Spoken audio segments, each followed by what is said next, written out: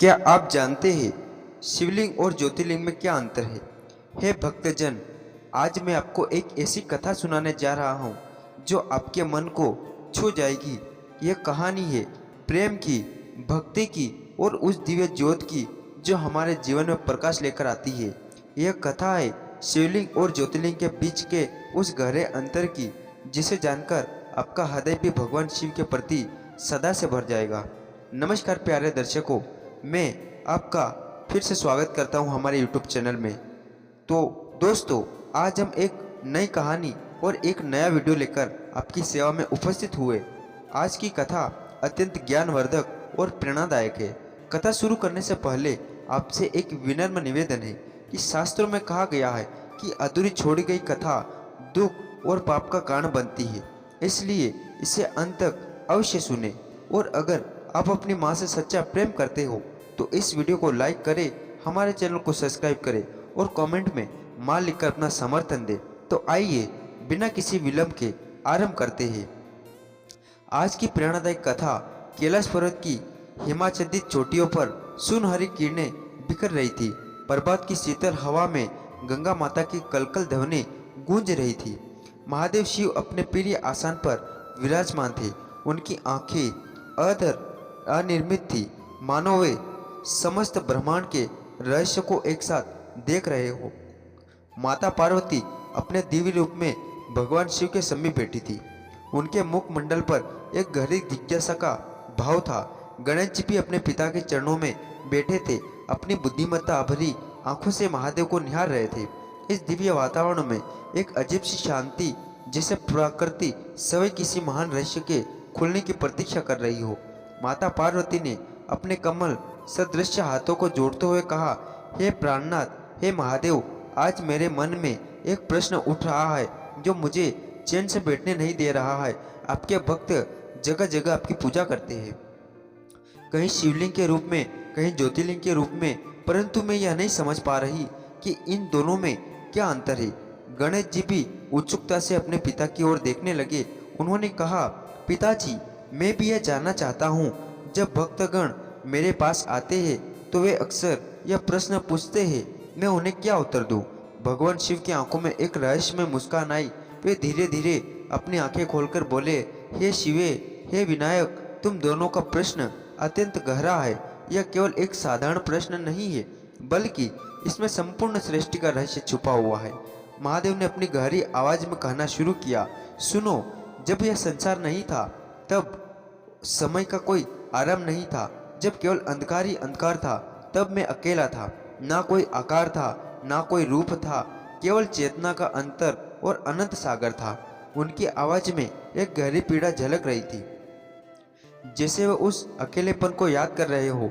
उस समय में निराकार था, निर्गुण था। मेरा कोई रूप नहीं था, कोई आकार नहीं था, मैं केवल ऊर्जा का अनंत स्रोत था। माता पार्वती और गणेश जी मंत्र मुक्त होकर सुन रहे थे। भगवान शिव की आवाज में जो भाव था वह उनके हृदय को स्पर्श कर रहा था। फिर एक दिन महादेव ने आगे कहा, मैंने अनुभव किया कि इस अनंत शून्यता में कुछ और होना चाहिए। केवल मैं रहूं तो सृष्टि का क्या अर्थ है, प्रेम का अर्थ क्या है, भक्ति का क्या अर्थ है। उनकी आवाज में एक मिठास आ गई, जैसे वे किसी प्रिय स्मृति को याद कर रहे हो। तब मैंने संकल्प लिया कि मैं अपने आप को अनेक रूपों में प्रकट करूंगा। यही संकल्प सृष्टि का आधार बना।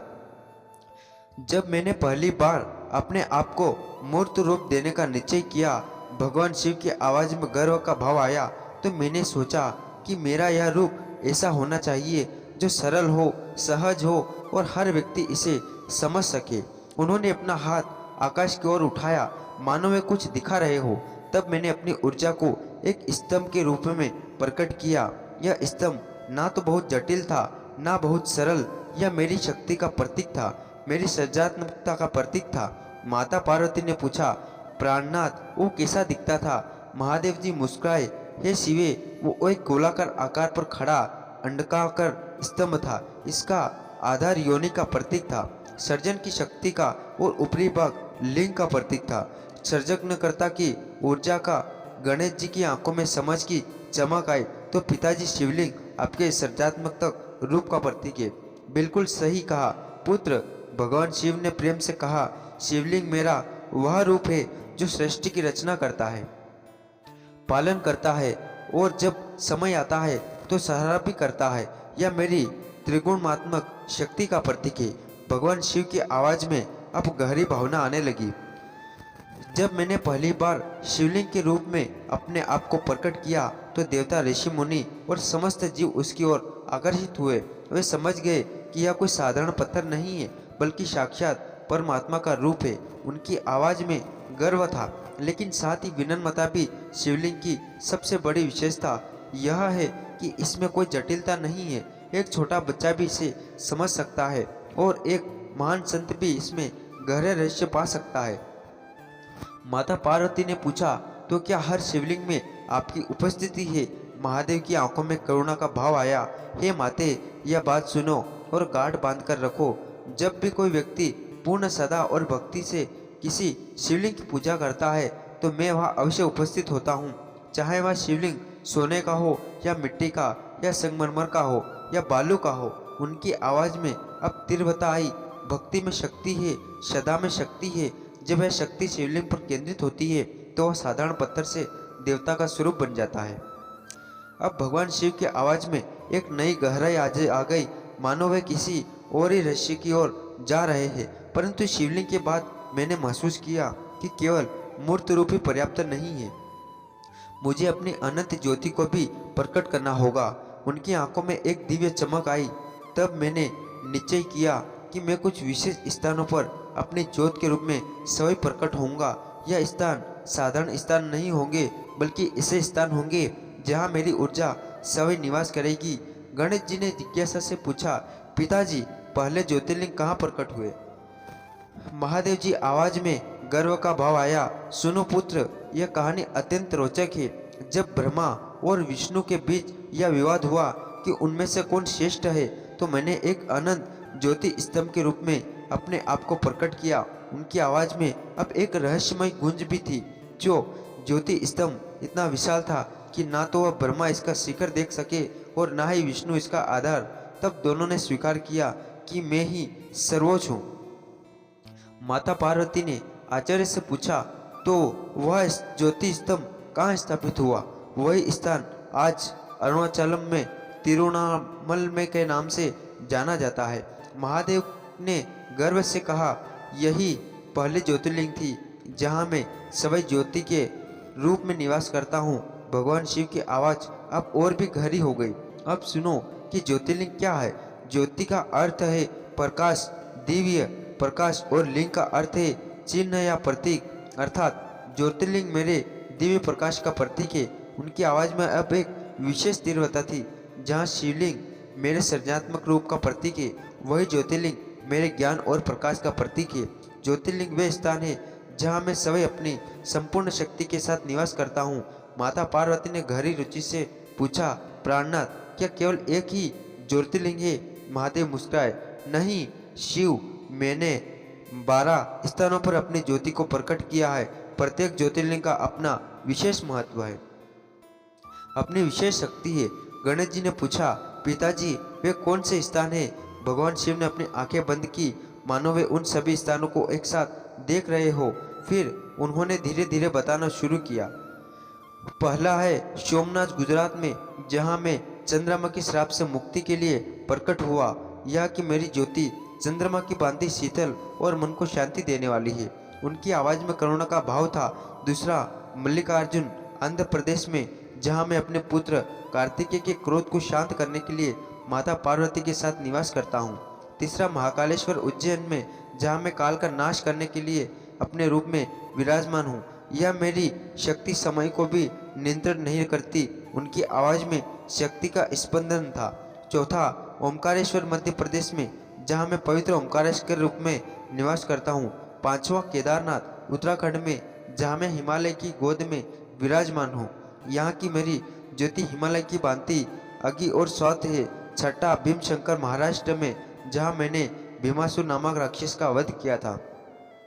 यह मेरी शक्ति भीमकाय है। सातवां काशी विश्वनाथ, वाराणसी में, जहाँ मैं ज्ञान के रूप में प्रकट हूँ। यह स्थान मेरा सबसे प्रिय है।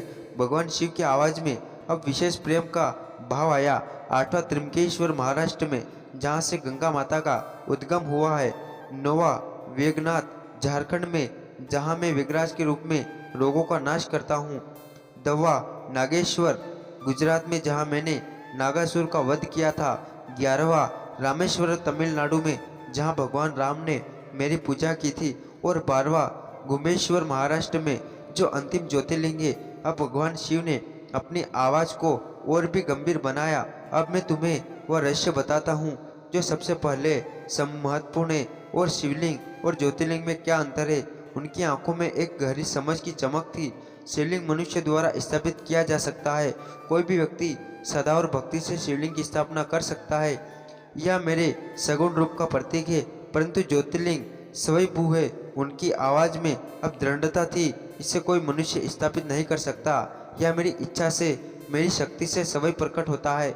माता पार्वती ने आचार्य से पूछा, तो क्या आप ज्योतिर्लिंग में आपकी उपस्थिति अधिक है? महादेव ने मुस्कुराते हुए कहा, नहीं शिवे, यह गलत सोच है। मैं दोनों में समान रूप से उपस्थित हूँ। अंतर केवल इतना है कि शिवलिंग में मेरी उपस्थिति भक्त की सदा पर निर्भर करती है, जबकि ज्योतिर्लिंग में मेरी उपस्थिति निरंतर और सतत है। भगवान शिव की आवाज़ में अब अपार करुणा आ गई। सुनो, यह बात भी जान लो कि भक्ति की शक्ति असीमित है। यदि कोई व्यक्ति पूर्ण श्रद्धा से किसी साधारण पत्थर को भी शिवलिंग मानकर पूजा करे तो वह पत्थर भी ज्योतिर्लिंग के समान शक्तिशाली हो जाता है। उनकी आवाज़ में गर्व था। मैंने अनेक भक्तों को देखा है जिन्होंने अपनी शक्ति से साधारण शिवलिंग को ज्योतिर्लिंग के समान बना दिया है। रावण ने अटकी हुई अवस्था में बालू से शिवलिंग बनाया था और वह आज भी रामेश्वरम में पूजित है। गणेश जी ने पूछा, पिताजी, तो फिर शिवलिंग और ज्योतिर्लिंग में व्यवहारिक अंतर क्या है? भगवान शिव ने गंभीरता से कहा, पुत्र, व्यवहारिक अंतर यह है कि ज्योतिर्लिंग की यात्रा करना अधिक कठिन है। यह स्थान भारत के विभिन्न कोनों में स्थित है। हर व्यक्ति इनके दर्शन नहीं कर सकता। उनकी आवाज़ में समझ का भाव था। परंतु शिवलिंग हर गांव में, हर शहर में मिल जाता है। एक गरीब व्यक्ति भी अपने घर के पास शिवलिंग में पूरी श्रद्धा से पूजा कर सकता है। यही मेरी महानता है। उनकी आवाज़ में विनम्रता थी। मैं अमीर गरीब, ऊंच नीच का भेद नहीं करता। जो मुझे पूर्ण मन से पुकारता है, मैं उसके पास पहुंच जाता हूँ। माता पार्वती ने प्रेम से कहा, यही तो आपकी सबसे बड़ी विशेषता है प्राणनाथ। अब भगवान शिव ने पूजा विधि के बारे में बताना शुरू किया। शिवलिंग की पूजा अत्यंत सरल है। जल, बिलपत्र, धतूरा और मन में भक्ति, बस यही पर्याप्त है। उनकी आवाज़ में सरलता का भाव था। मैं दिखावे का भूखा नहीं हूँ। मुझे सोने चांदी की आवश्यकता नहीं है। मुझे केवल सच्चे मन की आवश्यकता है। जब भक्त शिवलिंग पर जल चढ़ाता है तो वह अपने मन की गंदगी को धो रहा होता है। जब बिलपत्र चढ़ाता है तो वह अपने तीनों गुणों को मुझे समर्पित कर रहा होता है।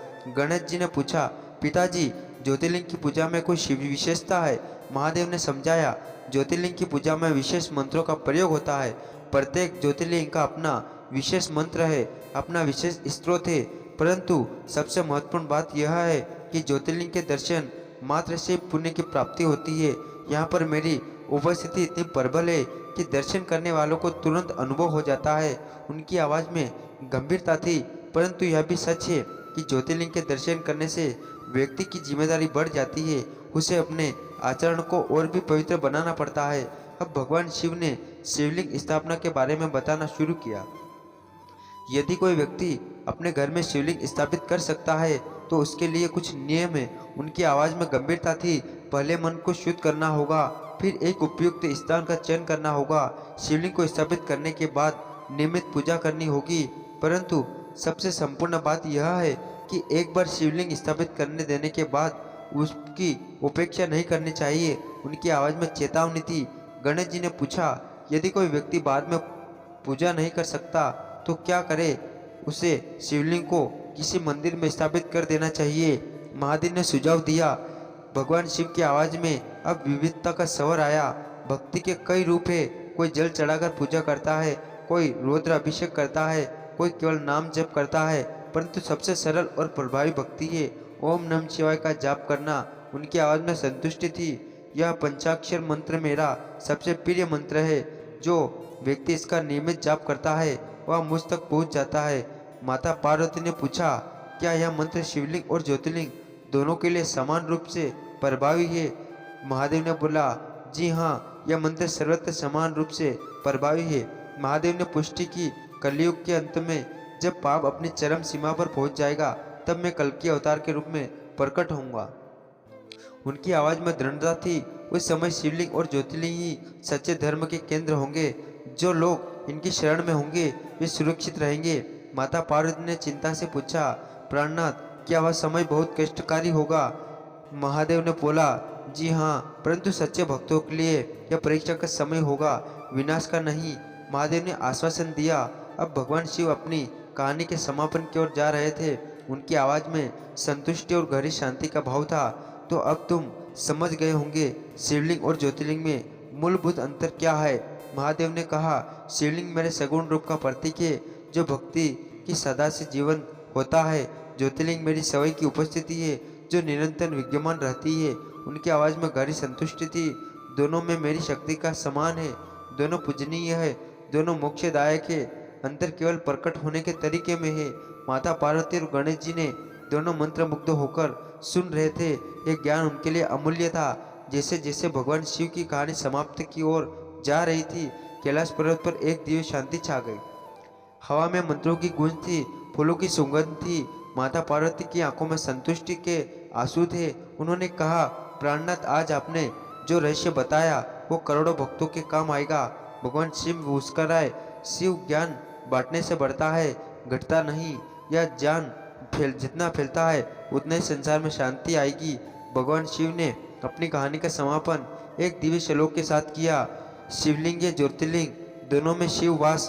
भक्ति से जो पूजे उन्हें मिले तुरंत मोक्ष पास। सदा से बड़ा ना कोई तीर्थ इस संसार में शिवलिंग हो या ज्योति हो, शिव मिलते द्वार में। जैसे ही भगवान शिव ने अपनी कहानी समाप्त की, पूरा कैलाश पर्वत दिव्य प्रकाश से भर गया।